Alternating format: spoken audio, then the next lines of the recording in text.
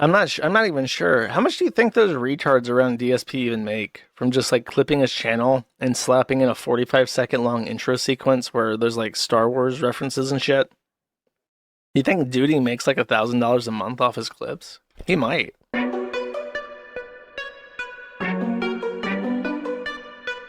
Urban style individual. What's up with y'all? Hopefully this video finds you in good spirits, and if not, well, at least you not DSP. And it appears that Josh Moon has a disdain for the DSP detractor community. Now, I'm not sure why. I don't. And I'm hoping that some of y'all can maybe fill me in. So what we're going to do here is go on a little side quest to try to figure out where this really came from, right? And I say that because when you listen to how he speaks or when he speaks about DSP detractors, it's always with a level of disdain. So let's get into it. Okay, this is darksydephil. He has come back from a week-long hiatus that almost calls like a civil war in the A-log community. Because without DSP drip-feeding them a constant stream of inane slop to masturbate over, like fentanyl, they just start freaking the fuck out. Becoming conscious and having to look around and assess things as normal drives them into hysteria. So they almost lost their fucking minds. Now, did you hear that opening salvo? The way he talked about we were acting as if we were on fentanyl and people were losing their minds. My question would be who? Because that week while DSP is gone, which is what he's talking about, there was a feeling of rejoicing in the air. A lot of people were espousing the point that they wish he would leave the internet indefinitely. Were there a few people who went out of their way to do some crazy things? Sure. But the overwhelming majority of the community was rejoicing. It's just interesting to me that he chose to highlight that particular thing so he can maintain his unfounded hatred. You know what? I'm not going to say unfounded because I'm not sure where it comes from. I just know every time I see Josh Moon, he's talking negatively about DSP detractors. And now he's back. Now he's come back. He said that it wasn't a good trip that he had. It was also an unplanned trip, so that was very suspicious. What he is saying is that he's going to sue everybody, basically. I think he's been emboldened by Billy Mitchell. So he's threatening to sue people, and I'll just let him speak for himself here. Now, before we hear Phil on this, and we've heard this already, we know that Phil is selling wolf tickets on this. YouTube already has things in place that he can use to drive this point home or get the ball rolling on some of the things he claims he wants to do. He's chosen not to do those things, which tells me he has no real interest in doing those things. He would really like people to actually sign up for his licensing agreement to quote unquote use his content, which to me is crazy. Oh, and I will say one more thing before we move forward. As of today, officially, there are parties involved documenting all of that. Who's doing what, how often they're doing it, how much they're doing it, when they're doing it, what they're actually doing. Like, are you actually rebroadcasting me fully? Are you just clipping and editing and doing transformative work? All of that is being documented as of today, formally. I'm going to have everything I need in the future.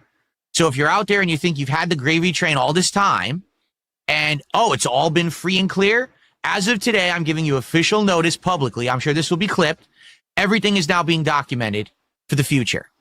So I hope that if you're someone who actually steals my content illegally and benefits from it financially, that you have like a backup. Because pretty soon, everything you're doing is going to either come to an end or be mine, and I'm going to own it. Okay? It's funny when he says everything is being documented, like he has a team, a strategist in a room somewhere full of monitors watching everything that the detractors are doing. Phil, everything is being monitored anyway. All this stuff is on the internet. People are posting to the world what they're doing. Nobody's hiding or running from you. You act as if you have to track people down and figure out what's going on. The team or these people that you claim you have are completely unnecessary, and I would question if they even exist. Okay. If you pay for your house right now, your mortgage, with money that you make because you steal my content every day, well, pretty soon you're not going to have that money anymore. And in fact, all the money that you've made is going to be mine. You understand? Phil would love to believe that that's how the legal system works, that he can retroactively go grab every single dollar that you ever made. Phil, first of all, you would have to tie that dollar that they made to whatever you claim they did. And we know that you have no real understanding of the legal system, because if you did, you would take advantage of some of the tools and systems that you have at your advantage on YouTube currently. But I doubt you even understand those. Understand? So I'm just saying, now might be a good time to like go get a job and get some job applications out there. Maybe go, sing some fries, or maybe Uber driver or something, something like that. Now might be the time to dip your toe into the lake of something else, because the days of milk and honey for you are coming to an end. Everything is now being recorded, and you've gotten fair notice now, just so you know. So anyone else from this moment on who continues to do that behavior, that illegal behavior, you already knew that this was happening. You have no one to blame but yourself. I've given you fair public notice. Fair enough?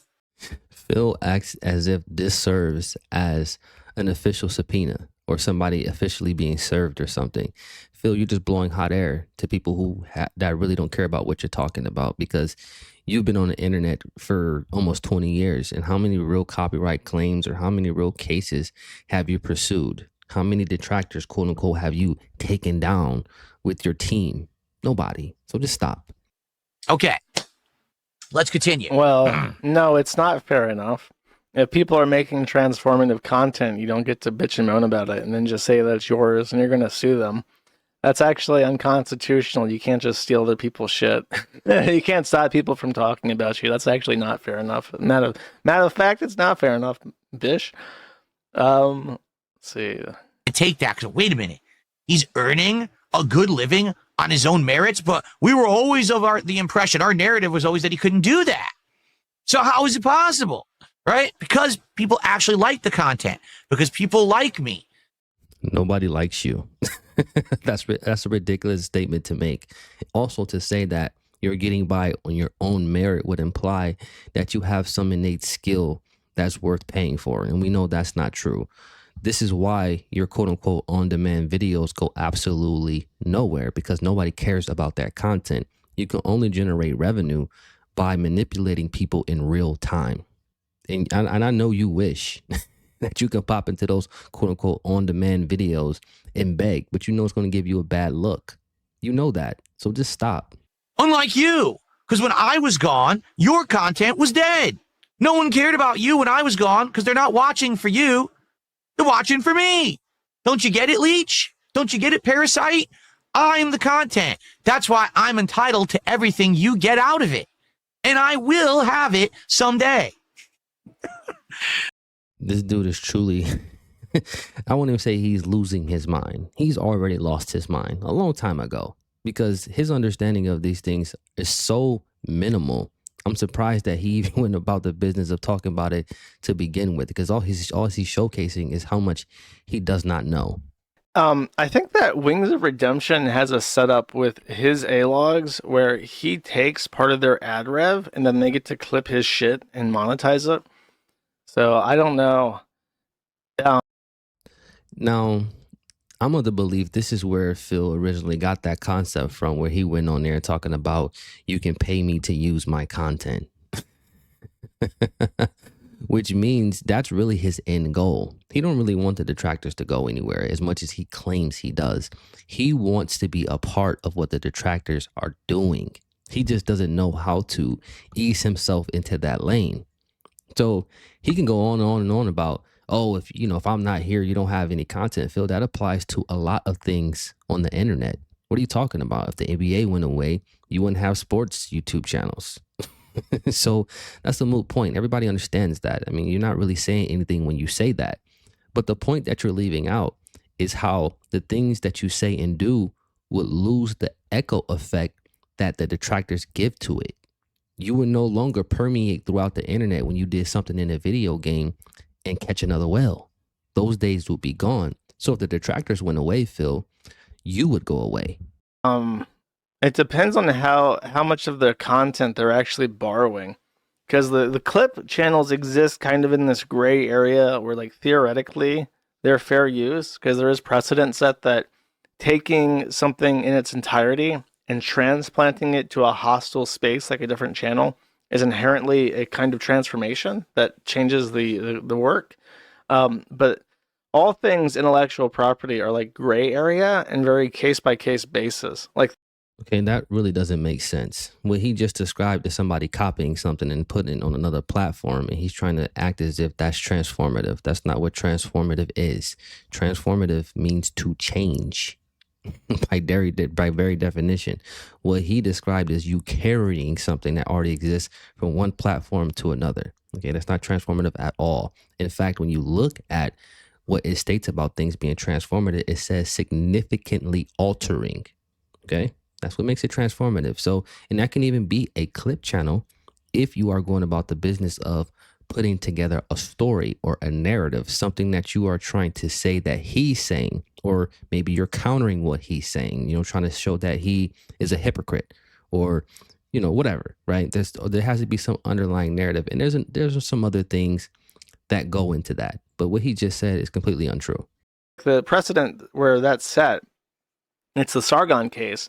And what Sargon had did was very clearly transformative because he edited the video to he edited the sequence, so it's still one video or multiple videos by the same person, 100% her own content, but he takes clips and juxtaposes them next to each other to out her as a hypocrite. And that's very, very clearly transformative. But the judge in that case went really broad and said that the fact that it was even on his channel in the first place is a transformative element. So, you know why the judge said that? Because the judge himself or herself had no precedent. And when you understand judges and police officers or police stations and even the militaries to a certain degree, they're fraternity, right? So generally speaking, judges do what other judges do.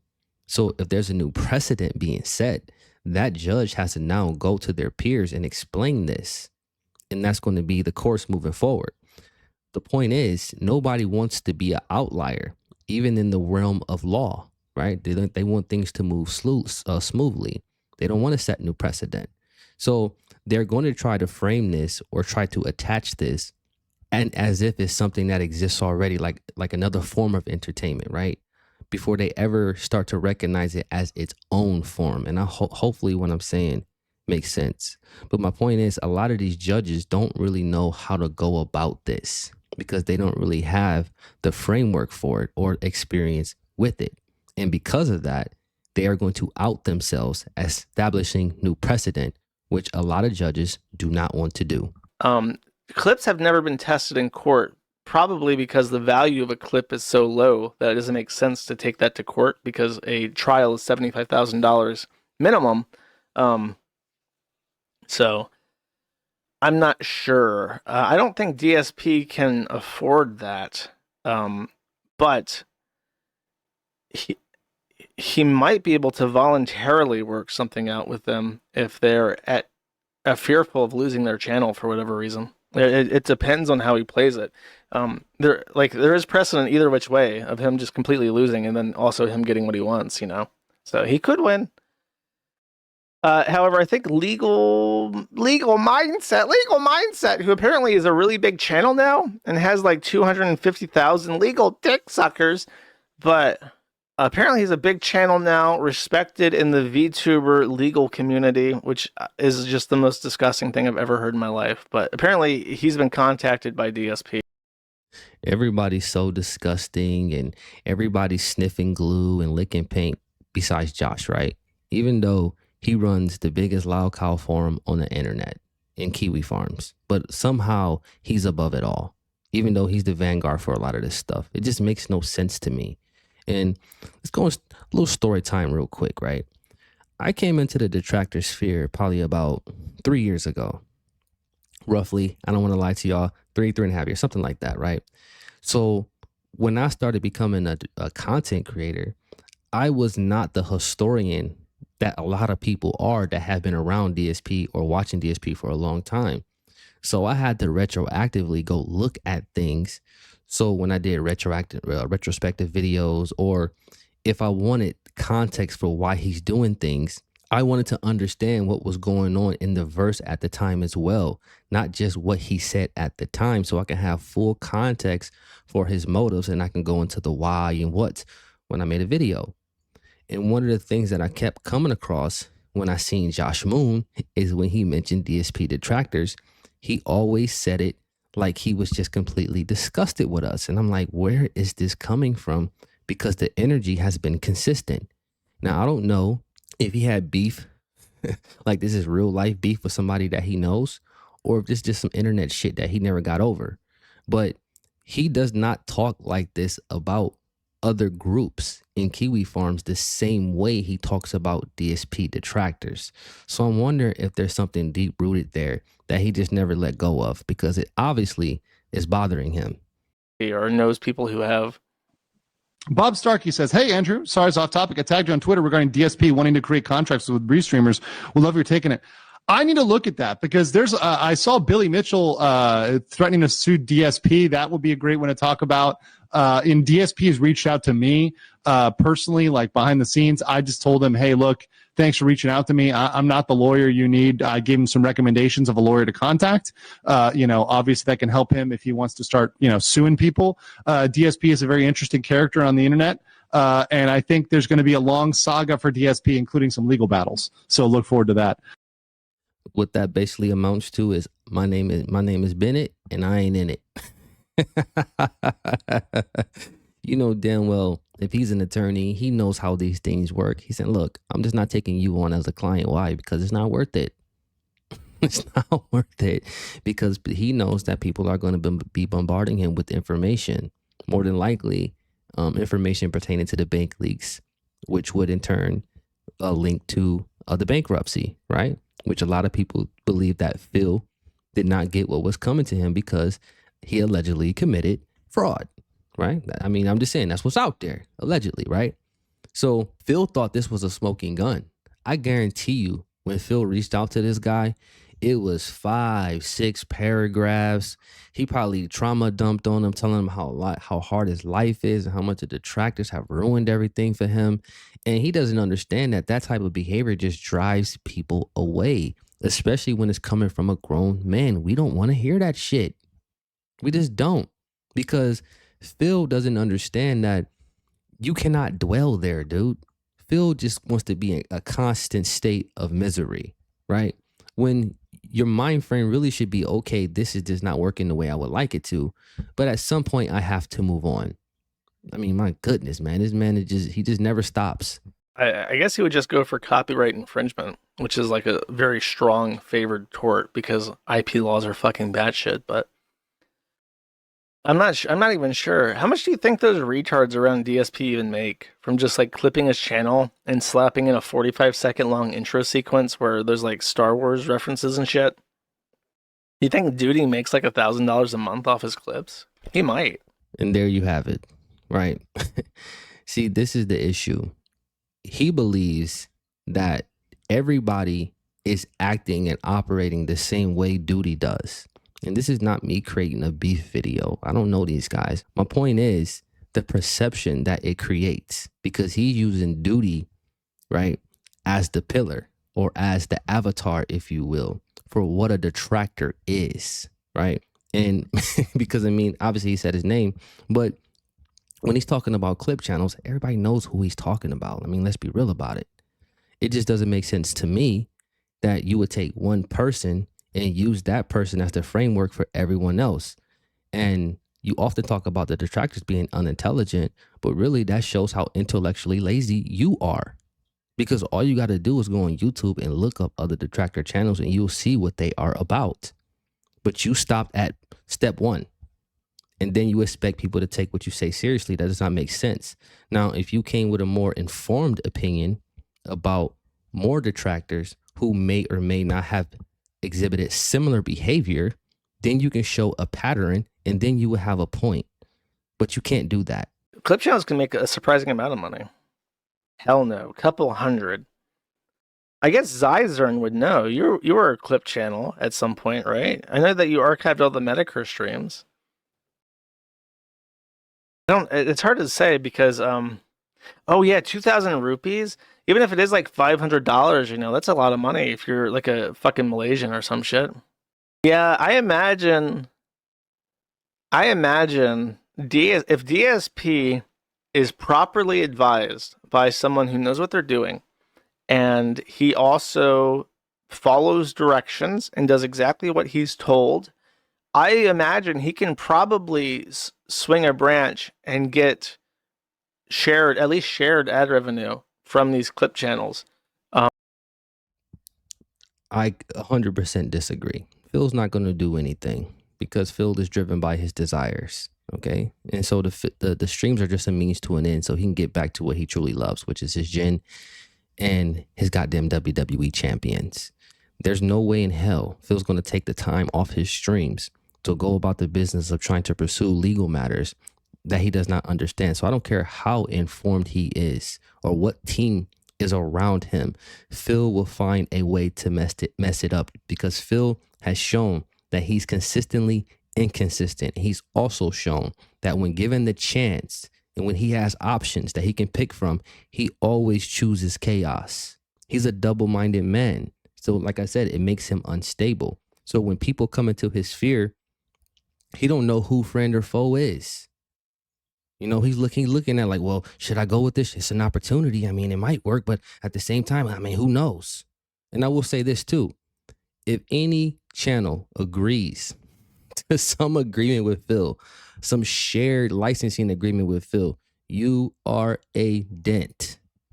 That just clip the best parts of his streams and shit. And then I don't know. I feel like he could. I feel like he could get away with it. It's not again, it's not unprecedented and it's not dumb. The laws are set up in his favor, and there are people in his exact position who've done it before. Jordy did it. So we'll see. He won't. Oh, he won't follow advice. His clip channels will quit. The thing is, you say that. Like, okay, a principled person who really hates DSP would never ever take money. But why not? I don't like that position at all, that people should not receive any money. Why? Why all of a sudden is that a crime? How can you, Josh Moon, who has been over Kiwi Farms and who has been in lolcow universes for the longest time before anybody even really knew what a lolcow was, are you telling me for the duration of your time in this sphere, you haven't made $1, sir? Let's be real about it.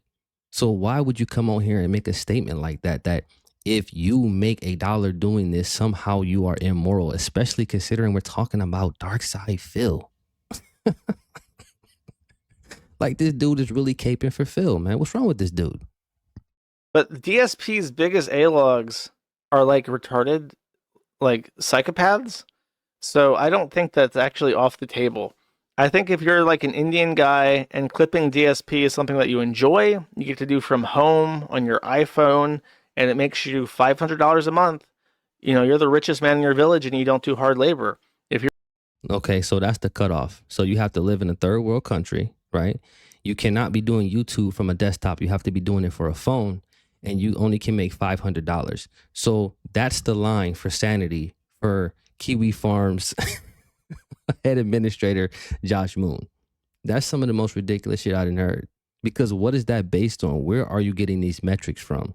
People oftentimes, especially in this verse, are trying to create these lines between what they consider too much or not enough, or who's normal, who's not normal, whatever. Everybody got different ways of going about doing things. Now, I do agree there is a line when you start talking about people's personal space and what you may or may not be invading.